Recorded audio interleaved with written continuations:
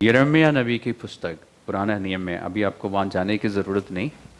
मैं अक्सर लोगों को कहता हूँ, विश्वासियों को कहता हूँ और जो नए हैं उनसे भी कहता हूँ कि बाइबल पढ़िए।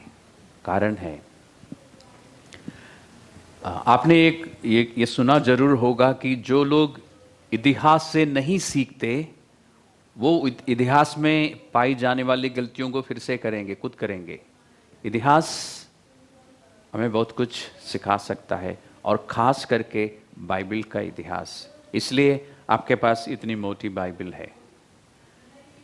जो लोग हमसे पहले थे, जो प्रभु के अपने निज बाग, जिसको प्रभु कहता था माई ओन पीपल, जो आज हमारे लिए प्रभु कहता है,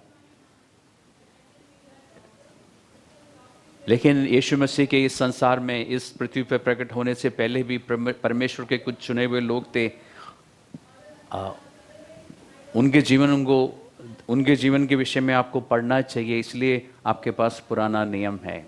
उनकी गलतियों से जब हम गा रहे थे, मुझे एक बात ध्यान आई। यिर्मयाह नबी के पुस्तक में 12वें अध्याय में यिर्मयाह कहता है, परमेश्वर, दूसरा पद में है, आप कभी टाइम निकाल के पढ़ लेना 12वें अध्याय को। वो कहता है कि परमेश्वर, तू इनके होठों के निकट है लेकिन इनके मन से दूर है।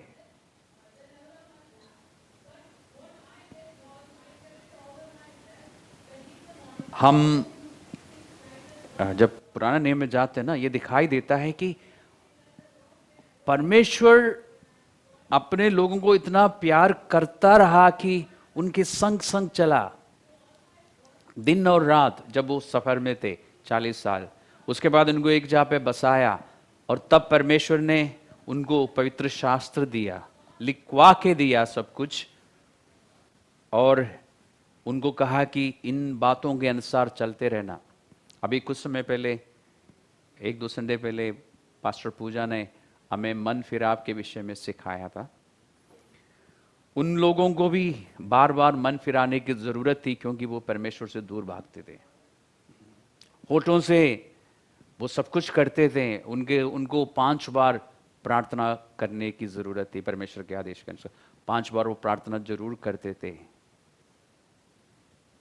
और जहां तक मुझे मालूम है, एक यहूदी बच्चा जब 13 साल का हो जाता है, उसको पुराने नियम के 5 किताबों में क्या लिखा है अच्छी तरह मालूम होना चाहिए। यानी 5 किताबों में जो भी बातें हैं उसको रट लेना चाहिए।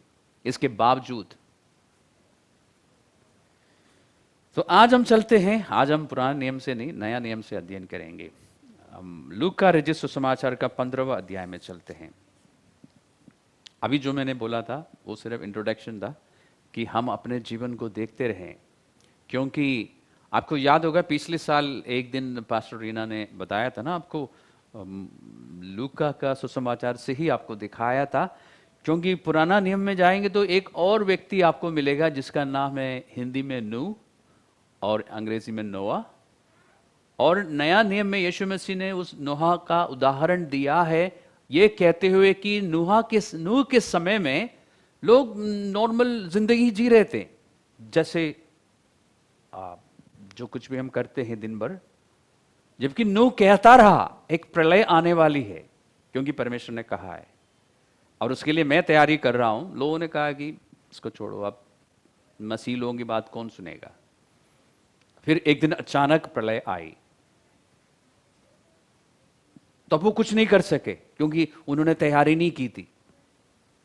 वो नाश हुए, पूरी मानव जाति, उस नूह और उसके परिवार के 8 जनों को छोड़ के सारे नाश हुए। और प्रभु यीशु मसीह ने एक चेतावनी दी है कि आने वाले समयों में भी ऐसा ही होगा। बहुत कुछ अचानक होगा हमारे जीवन में जिसके लिए हम तैयार नहीं होंगे, क्योंकि कुछ भी परमानेंट नहीं है इस संसार में परमेश्वर को छोड़कर।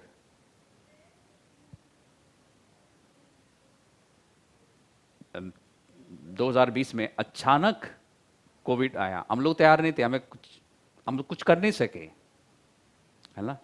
उससे पहले क्या था, आप चर्च में आराम से आ सकते थे, जितने मर्जी लोग आ सकते थे, कोई रोक नहीं था।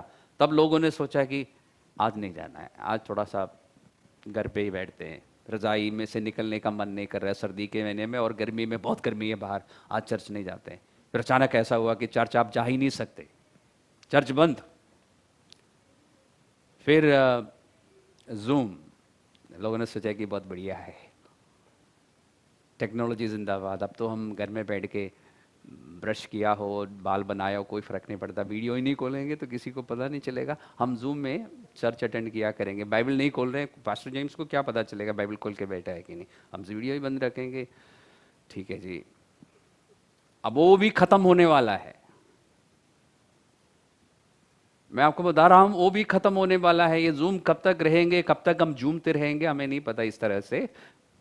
इसलिए मैं कह रहा हूं आपको कि आप लोग अपने कंफर्ट जोन से बाहर निकलने की कोशिश कीजिए, परमेश्वर से, यीशु मसीह से लिपटे रहने की कोशिश कीजिए, क्योंकि कब क्या होगा, जैसे अभी हमने एक गीत में गाया ना, अंग्रेजी गीत में, I do not know about tomorrow, या I don't seem to know everything, यानी मुझे ठीक से नहीं पता कि कल क्या होगा। और ये हकीकत है, कल क्या होगा हम में से किसी को नहीं पता, लेकिन क्या आप यकीनन ये कह सकते हैं कि मैं उसको जानता हूं जिसको कल के बारे में सब कुछ पता है? ये मैं कह सकता हूं, ये मुझे अपने आप से पूछना चाहिए। अभी मैं पूछूंगा तो आप सभी हाथ खड़ा करेंगे, इसलिए मैं पूछता नहीं, क्योंकि मुझे खुद श्योर नहीं है कि मैं ये कह सकता हूं कि नहीं। मैं अपने आप को जांचता रहता हूं, कोशिश करता हूं। जरूरी नहीं है चर्च, सिर्फ चर्च जाने से या जूम मीटिंग अटेंड करने से, सिर्फ बाइबल हाथ में लिए फिरने से आप ये नहीं कह सकते हैं कि, उसमें एक और लाइन देना कि I know who holds my hand. क्या आपको पक्का मालूम है कि उसने आपके हाथ को पकड़ के रखा है? ये मुझे और आपको सुनिश्चित कर लेना चाहिए। गाना अच्छी बात है, होठों में तो वो है, हृदय में है क्या, ये हमें देख लेना चाहिए। लूका रचित सुसमाचार का 15वां अध्याय में मैंने आपको अभी बताया कि मन फिराव के विषय में पास्टर पूजा ने आपको सिखाया था, उसका कुछ प्रैक्टिकल स्टेप्स मैं आपको बताता हूं, क्योंकि मन फिराते रहना अच्छा है। क्योंकि जब तक मन नहीं फिरेगा, जैसे पूजा ने दिखाया ना कि अगर हम इस दिशा में जा रहे हैं और परमेश्वर हमें पीछे से बुला रहा है, तो हमें मुड़ना चाहिए इधर को, जहाँ से परमेश्वर बुला रहा है वहाँ को मुड़ने के लिए सबसे पहले मन को मुड़ने की ज़रूरत है। जब तक मन नहीं मुड़ेगा हम नहीं मुड़ सकते, हम उसी दिशा में चलते रहेंगे, चलते चलते वहाँ जाके वो खिड़की से बाहर को कूदेंगे, चोट लगेगी, फिर बोलेंगे कि परमेश्वर ने क्यों नहीं बचाया, पीछे से आवाज़ दे रहा था। लूका रचित समाचार में यीशु मसीह ने इस बात को समझाने के लिए एक, इसको दृष्टांत कहते हैं व्याकरण में, पैराबल्स अंग्रेजी में, बताया। किसी मनुष्य के 2 पुत्र थे, 15वां अध्याय का 12 पद से हम पढ़ रहे हैं, मैं जल्दी में पढ़ूंगा, आपके पास बाइबल से आप खोल के देख सकते हैं।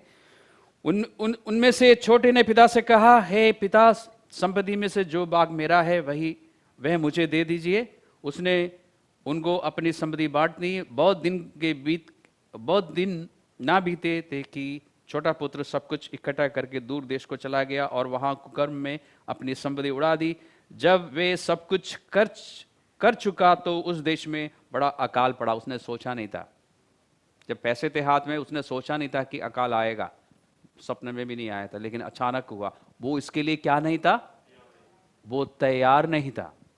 उसके बाद क्या हुआ, वे कंगाल हो गया, इसलिए वे देश के निवासियों में से एक के यहाँ जा पड़ा। उसने उसे अपने खेतों में सुअर चराने के लिए, जिसके लिए उसका कोई एक्सपीरियंस नहीं था, इसमें लिखा नहीं है, मैं बता रहा हूँ, क्योंकि वो घर में बैठा रहता था, छोटा बेटा था, इसलिए मेहनत भी नहीं करता था। बड़ा तो खेत को संभालता था, बिजनेस वगैरह। छोटा तो दिन भर अपना इंटरनेट और टेलीविजन में सामने पड़ा रहता था, है ना। हम लोग ऐसे ही करते हैं ना, टेलीविजन बैठ के देखते हैं, हम लेट के देखते हैं। शुरुआत में बैठ के देखते हैं, सर्दी के महीने में कॉफ़ी का मग होता है, धीरे धीरे पैर फिसलता है सोफे में, फिर हम लेट के देखते हैं, है ना। तो छोटा वाला ऐसे ही था, इसलिए मैं कह रहा हूँ एक्सपीरियंस नहीं है, उस एक्सपीरियंस से मैं कह रहा हूँ, ठीक है। और वह चाहता था कि उन फलियों से जिन्हें सूअर खाते थे अपना पेट भरे। कितना सुधर गया देखिए। और उसे कोई कुछ नहीं देता था। जब वे, ध्यान से देखिए, अब जो हम पढ़ने जा रहे हैं उसको देखिए। जब वे अपने आप में आया तब कहने लगा। आज की हिंदी लैंग्वेज में, अपने जो हमारी जो देहाती भाषा है उसमें बोलूं तो, जब वह होश में आया, जब वो अपने आपे में आया, इसका मतलब है कि जब उसको होश आया, पहले होश में नहीं था। जब वो होश में आया तब वो कहने लगा, मेरे पिता के कितने ही मजदूरों को भोजन से अधिक रोटी मिलती है, उनके पास खाना एक्स्ट्रा है, मेरे पिता के सर्वेंट्स के पास, उनके सेवकों के पास, और मैं यहां भूखा मर रहा हूं। मैं अब उठकर अपने पिता के पास जाऊंगा और उसे कहूंगा कि पिताजी, मैंने स्वर्ग के विरोध में और तेरी दृष्टि में पाप किया है, अब इस योग्य नहीं रहा कि तेरा पुत्र कहलाऊं, मुझे अपने एक मजदूर के समान रख ले। और इस दृष्टांत के द्वारा यीशु मसीह उस समय मानव जाति का हाल बता रहा था कि सब के सब उस पिता से दूर चले गए। आप पूछ सकते हैं कि नहीं, हमने ऐसा क्या किया, हमने कौन से पिता से दूर हम चले गए। जब आदम ने आदन वाटिका में परमेश्वर की आज्ञा नहीं मानी, वो परमेश्वर से दूर चला गया, पिता से। उसके वजह से हम सब जन्म से परमेश्वर से दूर रहे हैं, और परमेश्वर कहता है कि हम अपने जीवन के लिए जिम्मेदार है। इसलिए हम में से हर एक को व्यक्तिगत रूप में परमेश्वर संदेश भेजता है और बुलाता है और कहता है कि मन फिराने की जरूरत है। जिस तरह इस लड़के को, इस व्यक्ति को, इसको जब होश आया, इसको एक बात समझ आई, इसी तरह आज के समय में परमेश्वर ने अपने लोगों को नियुक्त किया है, सबको कहा है कि जाके सुसमाचार सुनाओ ताकि मानव जाति को होश आए।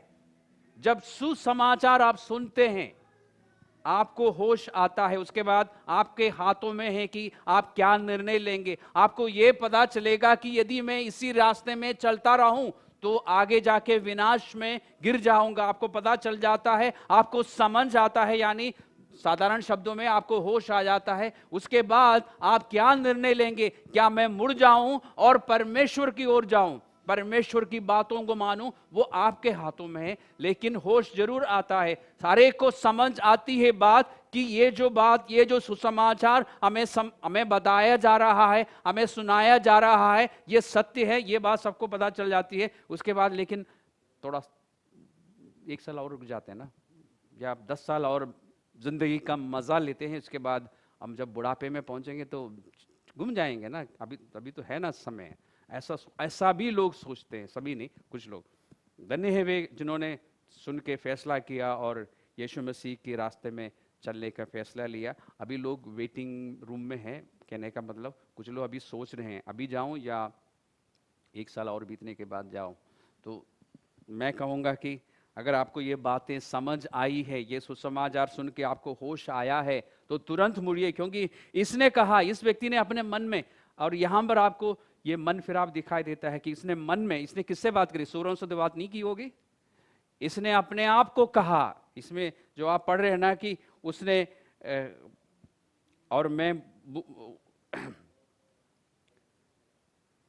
तब वो कहने लगा 17 पद में, तो किससे कह रहा था, अपने आप से कह रहा था, अपने मन में ये विचार कर रहा था, सोच रहा था, और कहा, और उसने ये फैसला लिया, ये निर्णय लिया कि मैं अब उठकर चर्च जाऊंगा, नहीं, अब मैं उठकर अपने पिता के पास लौट जाऊंगा, क्योंकि पिता के पास किसी भी चीज की कमी नहीं है। जिंदगी में सबसे बड़ी जरूरत क्या है आपके लिए? रोटी, कपड़ा और मकान नहीं है, उद्धार है। क्योंकि ये जीवन थोड़े समय के लिए है, ये जीवन समाप्त हो जाएगा। इसके बाद जो जिंदगी है वो कभी खत्म नहीं होगी, और वो जिंदगी होगी या परमेश्वर से दूर होगा, उसका फैसला अभी होगा और आज होना चाहिए, क्योंकि कल हमने नहीं देखा है, आने वाले कल की बात कर रहा हूं। उसने निर्णय लिया, उसके बाद वो चल पड़ा, पिताजी के पास लौट आया, और तब पवित्र शास्त्र में लिखा है कि जब वो दूर ही था, पिता ने उसको देख लिया। क्यों? पिता उसका इंतजार कर रहा था। परमेश्वर प्यार करता है, इसलिए तो संदेश लेके लोगों को भेज रहा है परमेश्वर।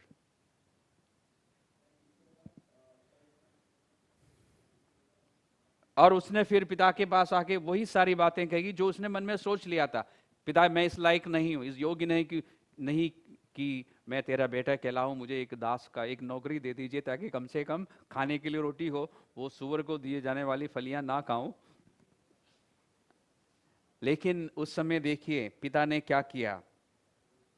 पिता ने तुरंत अपने सेवकों को बुलाया और आज्ञा दी और उससे कहा कि इसको सबसे पहले अच्छा वस्त्र निकाल कर उससे पहनाओ।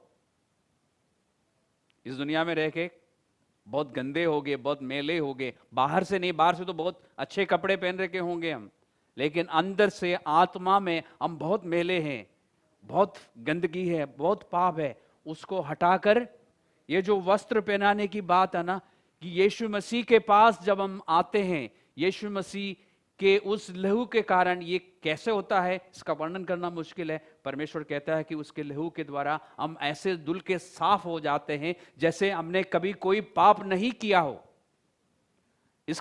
इसकी कल्पना करना भी मुश्किल है कि क्या परमेश्वर हमें ऐसा बना देगा कि हमारे नाम के ऊपर लिख दिया जाएगा कि अब से ये पाप ही नहीं है, अब क्या है, अब से क्या है, ये संत है, इसमें कोई पाप नहीं है। इसके सारे पाप धुल गए हैं। किससे?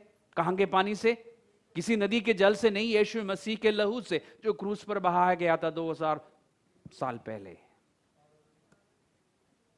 आपको और मुझे परमेश्वर ऐसा बना देता है। उसके बाद कहा कि उसके हाथों में अंगूठी, यानी इसके पास अधिकार होना चाहिए।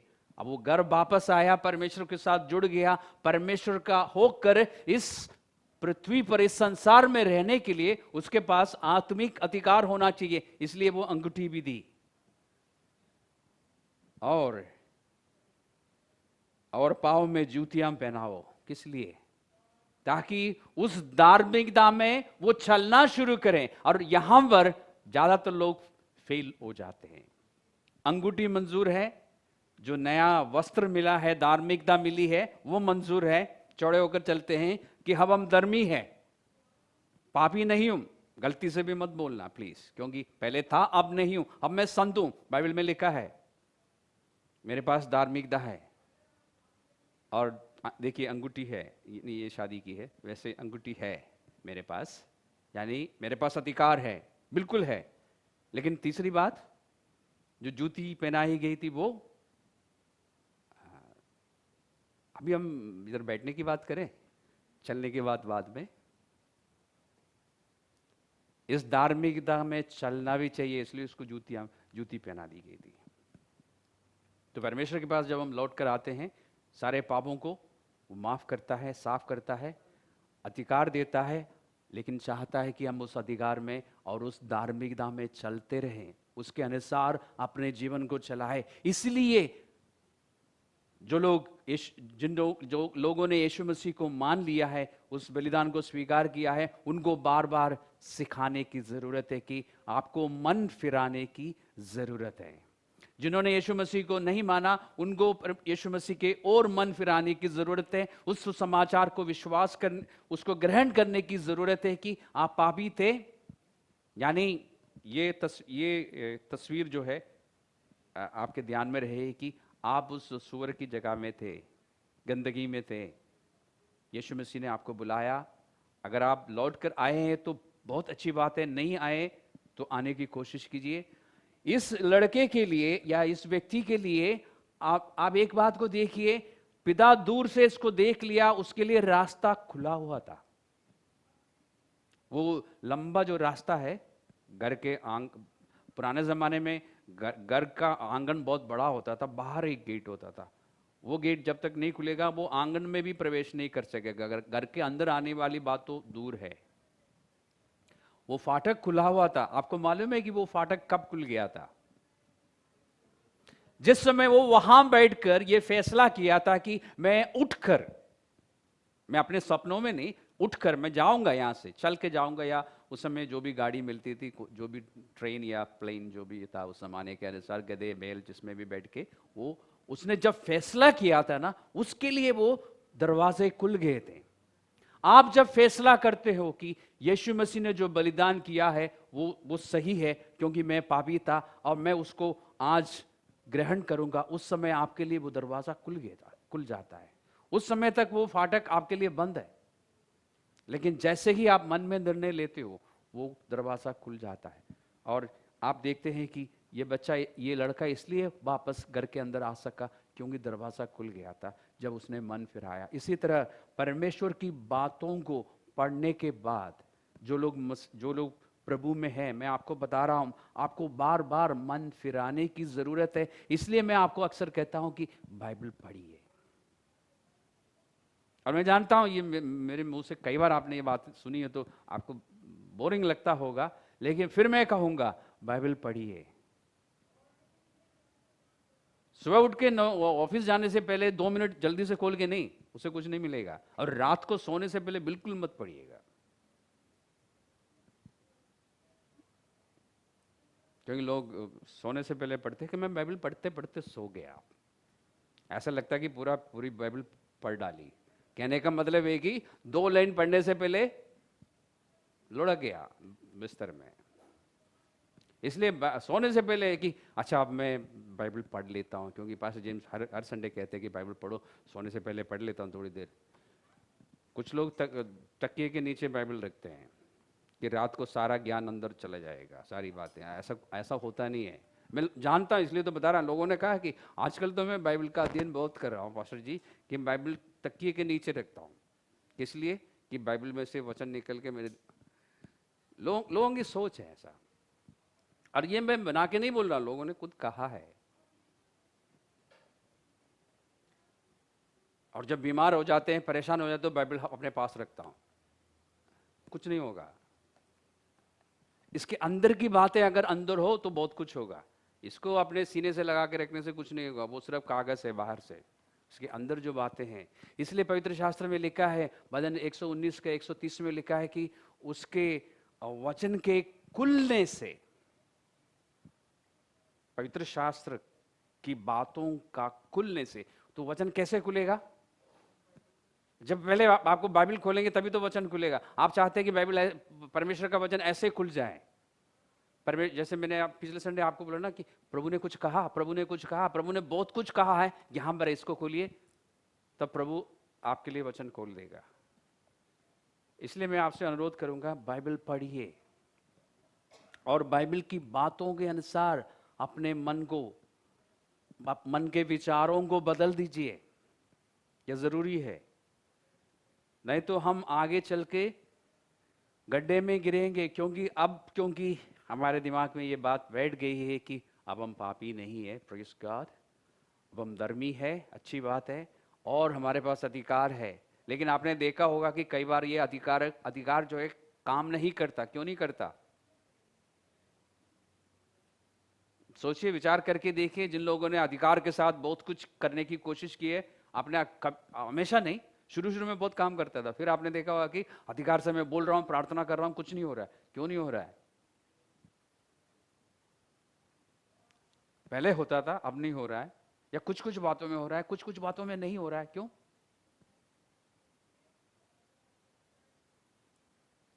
क्योंकि आपके पास ये ब्लैंकेट अधिकार नहीं है कि आप कुछ भी कर सकते हो, कुछ भी बोल सकते हो, किसी भी चीज में आप अपना अधिकार को इस्तेमाल कर सकते हो। अधिकार आपके पास जो है, अंग्रेजी में बोलते हैं डेलीगेटेड अथॉरिटी।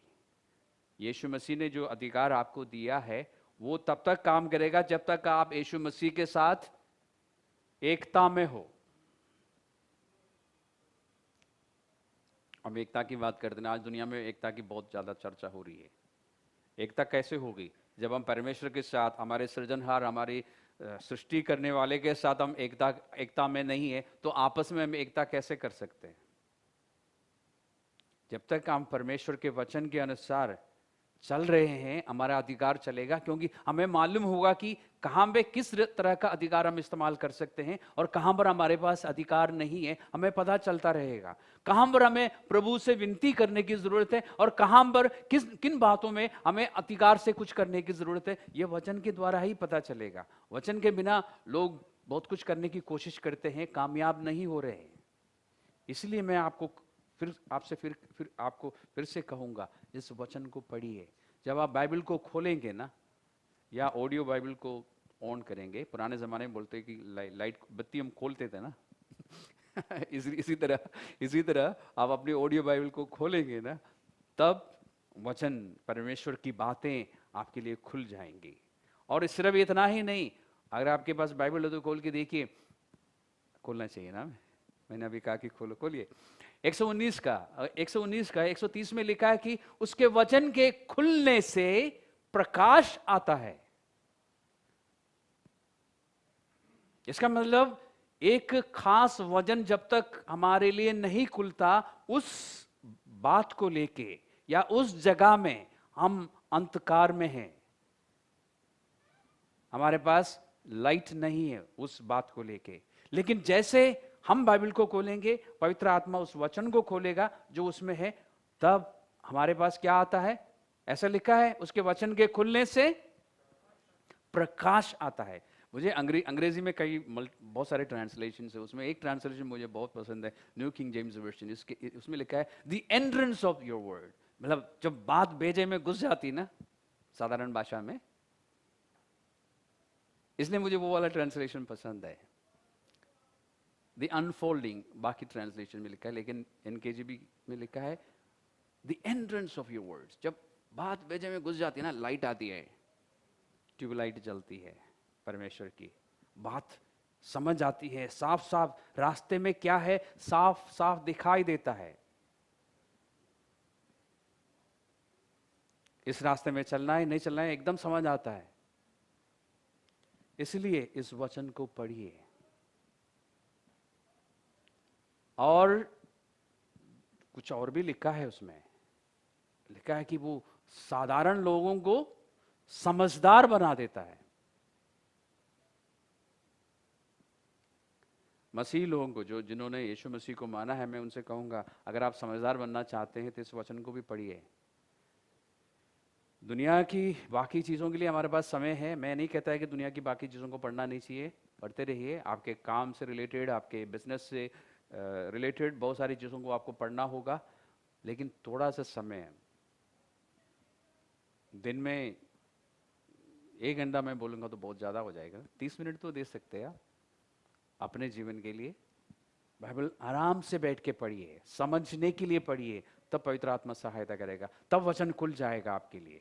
फिर वचन में से जो कुछ आपको समझ आता है, उसके अनुसार अपने मन के विचार को बदल दीजिए, यानी पुराने विचारों को निकाल दीजिए दिमाग से, और जो परमेश्वर कहता है उसको डाल दीजिए, उसके अनुसार सोचना शुरू कीजिए। तब आप क्या बन जाएंगे? सब बोलेंगे समझदार क्योंकि उसमें लिखा है, मैं नहीं बोल रहा हूं, मैं बना के नहीं बोल रहा हूं।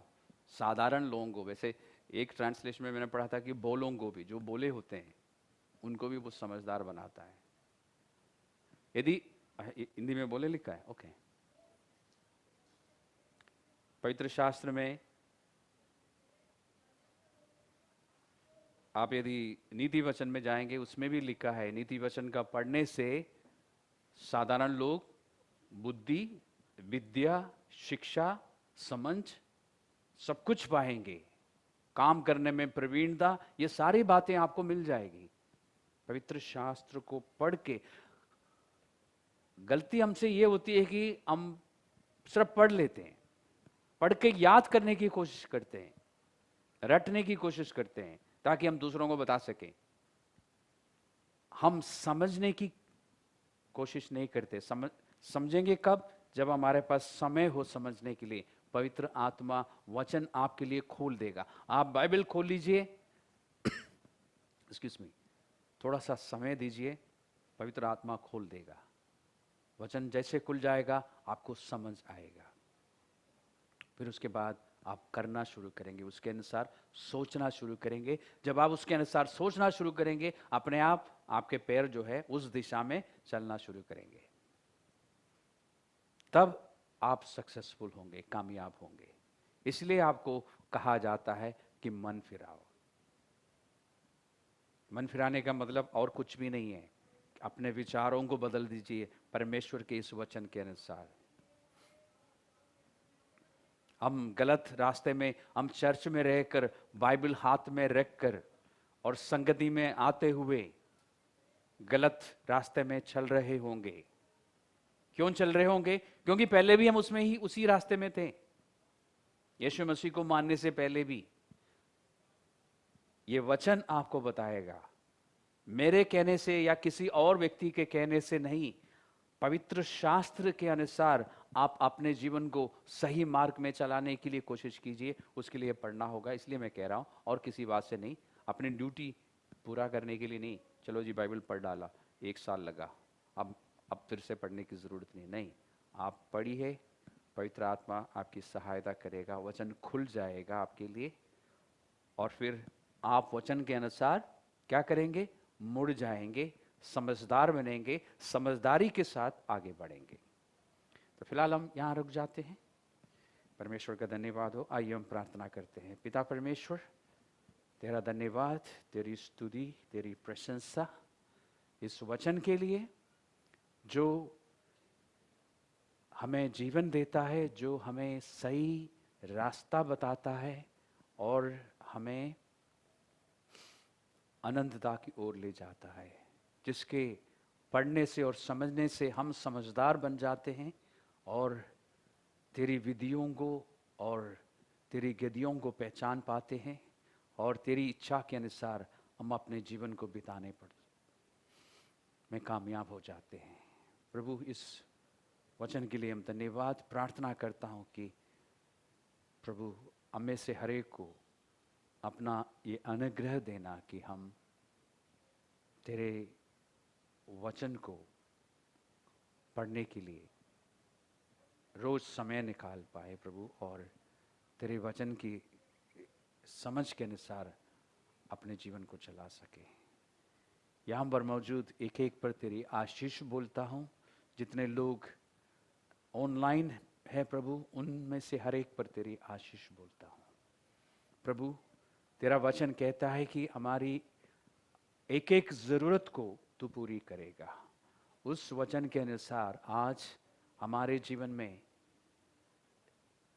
जिस प्रकार की भी ज़रूरत है प्रभु, मैं प्रार्थना करता हूँ और मांगता हूँ प्रभु कि एक एक ज़रूरत पूरी हो जाए।